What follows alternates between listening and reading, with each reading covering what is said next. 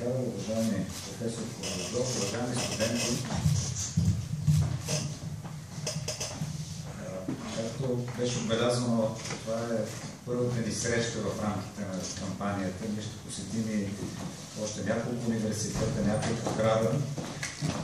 Така че в някакъв смисъл това начало ще бъде ориентация и за нас. Имам известни притеснения да не се окаже, че след днешната ни лекция вие ще бъдете по-малко мотивирани да гласувате, отколкото преди нея.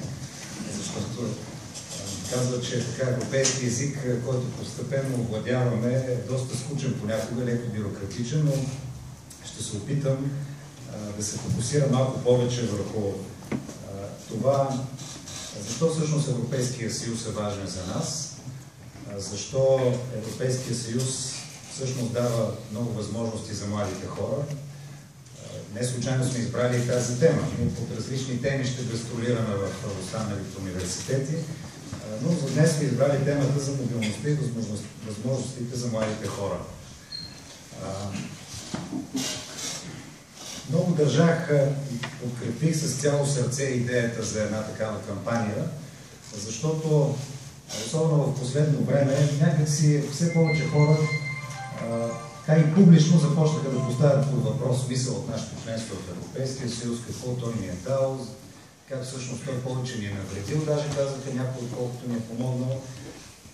Мисля си, че единственият начин да се противопоставим на подобни тези е като дадем повече информация, като се опитаме да дебатираме повече по европейските теми, по важните теми, а не толкова по злободневните, ежедневни теми, които ни заливат от медиите, от екрана на телевизора и някакси загубени в това ежедневие, забравяме за посоката, в която би трябвало да вървим.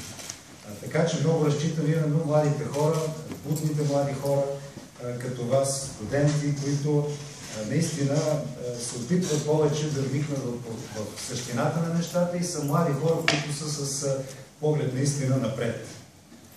Няколко цифри или числа по-скоро за това къде е България в Европейския съюз. Всъщност, към момента стокооборота на България със страните членки на Европейския съюз е над 60%. 65% от публичните инвестиции в България се извършват със средства по линия на европейските фондове.